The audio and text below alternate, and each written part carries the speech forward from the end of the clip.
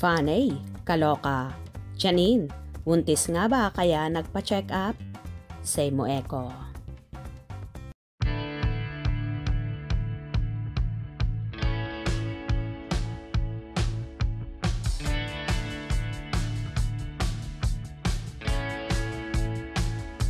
Nakakaloka nga ang isang fanay sa naging komento nito.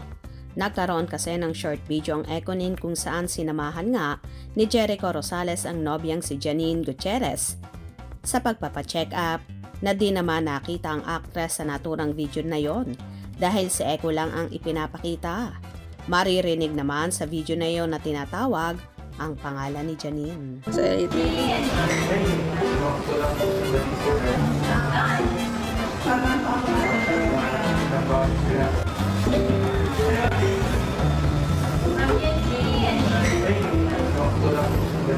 Ang iba ay tuwang-tuwa, may isang funny naman ang tila ba ang palaya sa kanyang naging komento. Ayon kay Maria Susan Villa Vicente, baka buntis kaya sinamahan. At sinagot naman agad ito ni Rhonda Longares, wala namang masama kung magbuntis, nasa tamang age na sila. Ang iba naman ay kilig na kilig at lalong bumibilib sa binata sa pagmamahal sa dalaga. OMG, you're the man talaga, Eko. Sobrang caring kay Janine. Swerte ni Janine kay Eko kasi alagang-alaga siya.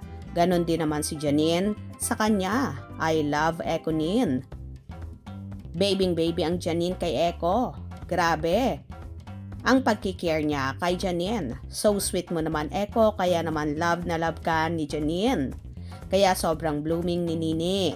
Yun talaga ang pansin ko. Baby talaga niya si Janine. Overprotective siya sa baba niya. Nakakakilig talaga sila. Forevermore, Ekonin. Nakakakilig talaga sila. 68 na ako pero kilig na kilig ako. Ha. Love ko silang dalawa. Ang lakas ng chemistry ng magjowa. Kalorky naman ang mga fanay na ito na sinasabing baka buntis si Janine.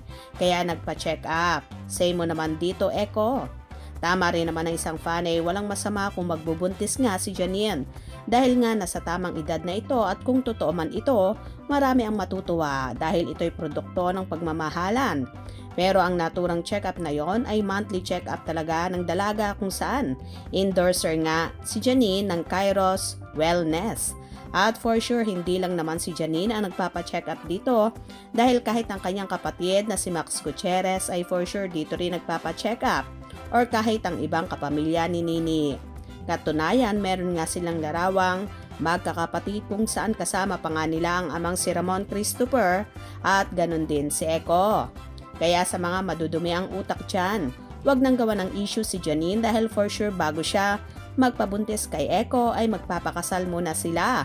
Or kung hindi man agad makasal, wala namang problema sa kanilang dalawa dahil tanggap naman si Jericho ng pamilya ni Janine at totally annulled na rin naman ang actor sa dating asawa nito. Kaya wala nang magiging problema ang Ekonin.